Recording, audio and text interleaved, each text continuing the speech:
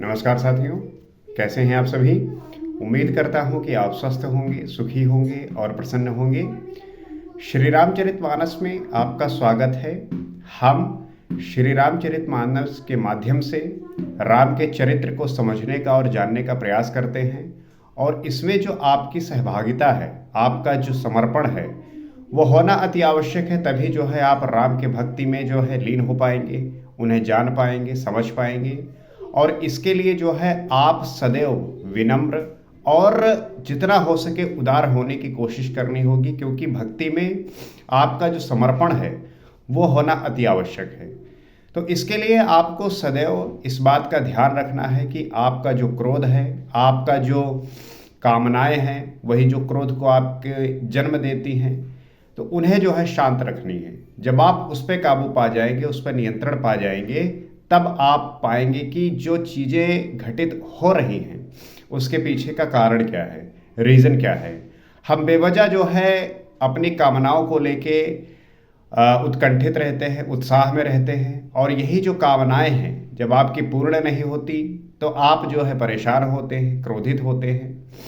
लेकिन आपके भीतर और भी, आप हर किसी के भीतर, जो व्यक्ति इस संसारी जीवन जी रहा है, हर किसी के अंदर ये सारी जो चीज़ें हैं होती है। किसी के अंदर बहुत ज़्यादा होती है, किसी के अंदर कम होती हैं। लेकिन जब कोई व्यक्ति इन सब बातों पर ध्यान रखते हुए अपने व्यवहार में लेके आता है, तब उसकी जो ये बातें हैं बहुत ही सम्मानीय और सुनने योग्य होती हैं। तो जैसा कि आपको पता है कि आज के समय में, पहले का समय था जहाँ पे जीवन स्लो था, धीमा था, इतनी चीज़ें उपलब्ध नहीं थी। लेकिन आज जो है अगर आप कहीं भी जाएंगे तो इतना माया चारों तरफ फैला हुआ है कि आप भले ही जाइए बड़े ही सहजता से, आराम से, लेकिन जब आप पूरी माया को देखते हैं तो आपके मन में भी ये इच्छा जागृत हो जाती है कि ऐसी चीज़ अगर मेरे पास भी हो तो कितना अच्छा हो। पहले के समय में इतनी उपलब्धता नहीं थी चीज़ों की। लोग जो है भीतर से शांत होते थे, उनके अंदर ऐसे मन का जो बिखराव था वो नहीं था, और जीवन सुखी था। लेकिन आज के समय में हर एक व्यक्ति के भीतर ऐसी कामनाएं लेके वो चल रहा है, ऐसी इच्छाएं लेके वो कैरी हो रहा है कि जब वो पूर्ण नहीं होती तब वो फिर व्यक्ति जो है बहुत परेशान होने लगता है, बहुत ज़्यादा दुखी होता है। और वो जो कामनाएं हैं, ये भी रहे कि वो जो है वो कामनाएं समय ले सकती है, एक टाइम ले सकती है, लेकिन हर किसी को वो सारी चीज़ें तुरंत चाहिए, इमीडिएट चाहिए। और ये चीज़ें इमीडिएट होती नहीं है। इमीडिएट कुछ भी नहीं होता, उसके पीछे एक लंबा समय लगता है और उसके परिणाम स्वरूप वो घटित होता है। तो इन सभी बातों को बड़ी सहजता से और सरल भाषा में गोस्वामी तुलसीदास जी ने श्री रामचरितमानस में लिखा है, उसकी रचना की है। और अगर आप इसका निरंतर ध्यान करते हैं, पठन पाठन करते हैं, तो आपको जो है इसका लाभ अवश्य मिलेगा। हर एक व्यक्ति के घर में श्री रामचरितमानस ग्रंथ रखी होगी, तो आप जो है इसका पाठ करिए, इन दोहों का, चौपाइयों का निरंतर चिंतन करिए। तब आप पाएंगे कि जो इसमें अर्थ हैं, जो इसके ज्ञान है, उसको जानकर आप जो है उन सब बातों से अवगत हो जाएंगे जिसको जानने की आवश्यकता है। इसको जानने के बाद आपके अंदर का जो उतावलापन होता है, आपके अंदर जो इतनी ज़्यादा तेजी होती है, उसमें ठहराव आता है। आपके जो विचार आपको सदैव विचलित करते हैं, उसमें ठहराव आता है, और आप शांत होकर सारे कामों को बड़ी सहजता से और विनम्रता से कर पाते हैं। तो आइए देखते हैं और समझने का प्रयास करते हैं कि गोस्वामी तुलसीदास जी क्या लिखते हैं। वो कहते हैं, सीय स्वयंवर कथा सुहाई, सरित सुहावनि सो छबिछाई, नदी नाव पट प्रश्न अनेका, केवट कुशल उतर सविवेका। तो श्री सीता जी के स्वयंवर की जो कथा, सुंदर कथा है, वही इस नदी में सुहावनी छवि छा रही है। गोस्वामी तुलसीदास जी सरयू नदी के बारे में बता रहे हैं, उसका चित्रण कर रहे हैं, समझा रहे हैं और कंपेयर कर रहे हैं कैसे कौन सी चीज़ें उसमें जो हैं वो उस प्रकार से सुशोभित हो रही हैं। तो सीता जी के स्वयंवर की जो सुंदर कथा है, इसको हम आगे सुनेंगे। ये अमृत पान जो है, इसका हमारे कानों में पड़ते ही हमारा जो जितने भी दोष हैं उसमें वो सारे मिटते हुए धीरे धीरे चले जाएंगे और आपके भीतर वो सारी जो रमणीय और सुंदरतम मनोहर दृश्य है वो सारे भीतर आपके अंदर आते जाएंगे। तो वही इस नदी में सुहावनी छवि छा रही है। जो वो सुहावनी छवि है वो इसमें नदी में छा रही है। कभी आप नदी के किनारे बैठ के देखिए, कितना भी आप बेचैन हो, परेशान हो, दुखी हो, कभी आप नदी के किनारे चले जाइए शांत और बैठिए अकेले और आप सिर्फ उस नदी को देखिए। कुछ समय बाद आपके भीतर एक अलग सी ठहराव आएगा, आपके अंदर अलग सा ठंडापन आएगा, शीतलता आएगा और आपका जो मन इतना बेचैन था वो शांत होने लगेगा। तो आप कभी भी जाइए, गंगा जी जाइए, कोई भी नदी के पास जाइए, उसके किनारे बैठिए, उसको देखिए, महसूस करिए और आपको इतना अच्छा अनुभव होगा कि आप जो है जब भी ऐसा कभी कुछ आपका मन बेचैन होगा, परेशान होगा, आप उसके किनारे जाकर उसके मनोरम दृश्य को देखकर इस बात से आप परिचित होंगे कि ये हमें कितना सुकून देने वाला है। तो और फिर जब आपको ये अनुभव होने लगेगा कि ये नदी अगर हमें इतना शांत कर सकती है, इतना हमें हमारे मन को बिल्कुल शीतल कर सकती है, तो फिर आपका जो उसके लिए आदर होगा वो और बढ़ता चला जाएगा और धीरे धीरे ये प्रक्रिया होती रहेगी और वो फिर आपके लिए माता समान हो जाएगी। इसीलिए जो है लोग गंगा जी को माता मानते हैं, उनकी पूजा करते हैं, क्योंकि वो जो है आपको उसी प्रकार से सब कुछ देती है जो आपको आवश्यक है। आपको पीने के लिए जल हो गया, आपको जो है आपको गर्मी लग रही है, आपने स्नान किया, आप उसको देखकर आपके मन की जो विकृतियां हैं, जो संताप वो मिटने लगते हैं। तो उसमें वो गुण है जो आपको वो आशीर्वाद देने के लिए सदैव आतुर रहते हैं। आपको उनके प्रति जो आपका भाव है वो बदलने लगता है और आप जो है फिर नदियों की आदर करने लगते हैं, सत्कार करने लगते हैं। और आपको पता है कि समय के साथ हर एक व्यक्ति ने जो है इस प्रकृति को नुकसान पहुंचाया है, चाहे नदी हो, चाहे पेड़ हो, पहाड़ हो, सभी को जो है नुकसान पहुंचाया है। तो हमारे अंदर जब ये भाव जागृत होगा तो हम जो है नदियों का, पेड़ों का, हर किसी का जो है आदर करेंगे और इस तरीके से हम अपनी जो पर्यावरण संतुलन है उसे भी बनाए रखेंगे। तो वही जो है गोस्वामी तुलसीदास जी लिख रहे हैं, सीय स्वयंवर कथा सुहाई, सरित सुहावन सो छविछाई, नदी नाव पट प्रश्न अनेका। अनेकों सुंदर विचारपूर्ण प्रश्न ही इस नदी के नावें हैं। जो सुंदर विचार हैं वो इस नदी के जो है नाव हैं। नदी नाव पट प्रश्न अनेका, जो भी अनेक सुंदर विचारपूर्ण प्रश्न ही इस नदी के नाव हैं। आप नदी में जाते हैं, गंगा स्नान करने जाते हैं, तो आप जो है नाव में बैठकर गंगा जी के भीतर उतर जाते हैं और आपको खूब आनंद आता है, आप खूब मजा लेते हैं। तो उसी प्रकार से वो जो नाव हैं वो अनेक प्रश्न हैं, वो सुंदर विचारपूर्ण प्रश्न हैं जो उस नदी के नावों के सापेक्ष उसकी तुलना जो है की है और उनके विवेक युक्त उत्तर ही चतुर केवट हैं।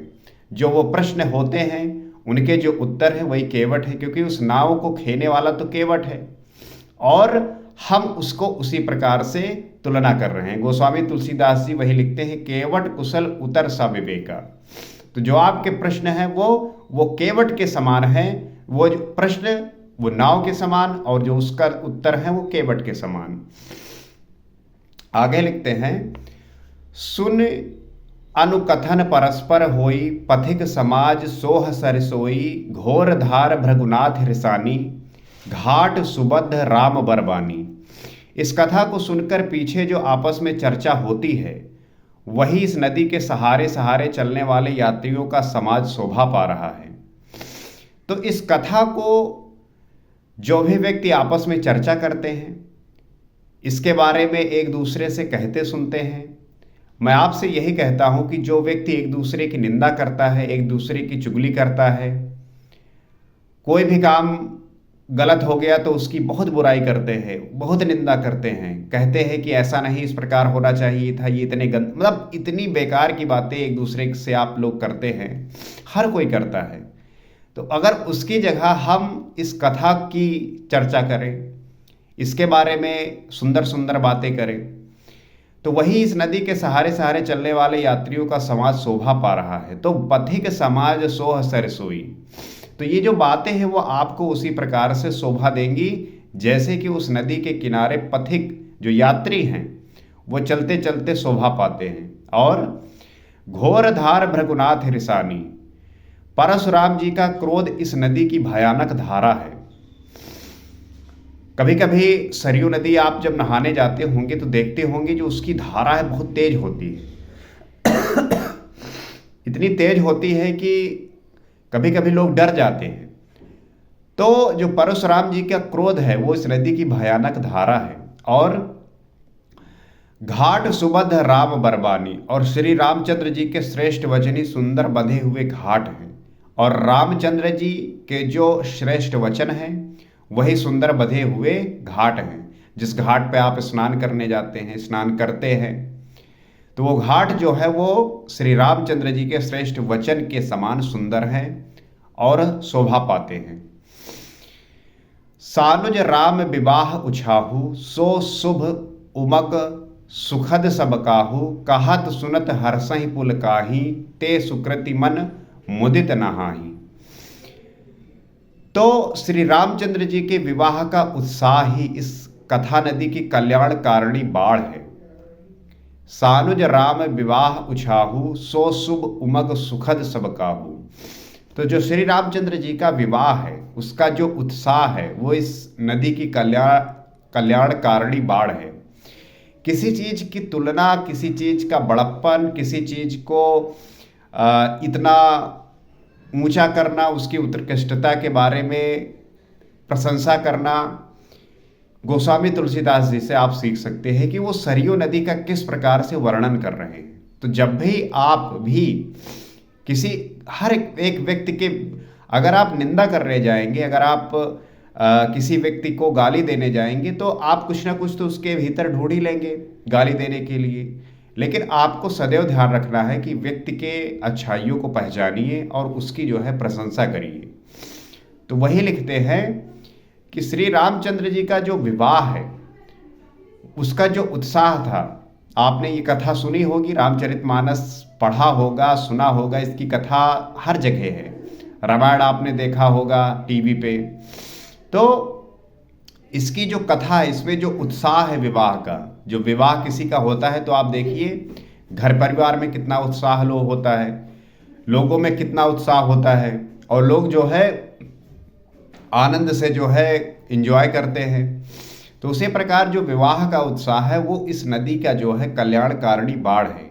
नदी में बाढ़ आ जाती है तो वो बाढ़ जो है उत्साह से जो है कल्पना उत्साह उससे जो है कंपेयर किया है, जो सभी को सुख देने वाली है। कहत सुनत हर्षहि पुल काही, ते सुकृति मन मुदित नहाही। इसके कहने सुनने से जो हर्षित और पुलकित होते हैं वे ही पुण्यात्मा पुरुष हैं जो प्रसन्न मन से इस नदी में नहाते हैं।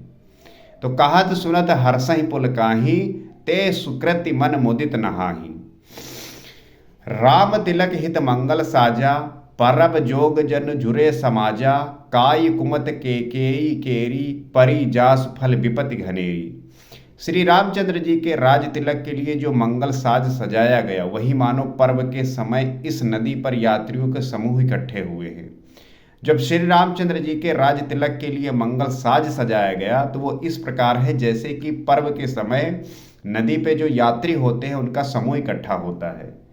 जब कुछ पर्व होता है तो आप देखते होंगे कि नदी के किनारे यात्रियों का पूरा समूह होता है, बहुत सारे लोग इकट्ठे होते हैं, पूजा करते हैं।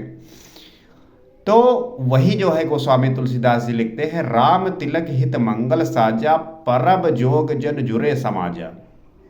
और काई कुमत केकेयी केई, कैकेयी की कुबुद्धि ही इस नदी में काई है। जो उस नदी में काई है उसकी जो तुलना है वो की है कैकेयी के कुबुद्धि से, कि कैकेयी का जो कैकेयी की जो बुद्धि थी कि राम को वनवास और भरत को जो है राजगद्दी मिले, इसकी कल्पना उस काई से की है जो नदी में होती है।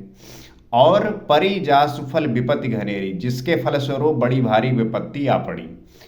तो ये बातें गोस्वामी तुलसीदास जी कैसे तुलना करके लिख रहे हैं, ये बड़े ही विवेक का प्रश्न है, समझ का प्रश्न है, कि जब आप इस पर ध्यानपूर्वक चिंतन करेंगे तब आप पाएंगे कि एक नदी के भीतर कौन कौन से लक्षण होते हैं, कौन कौन सी चीज़ें उपलब्ध होती हैं, और उसकी कल्पना किस प्रकार से राम से करके, या राम की जो कथा है उसको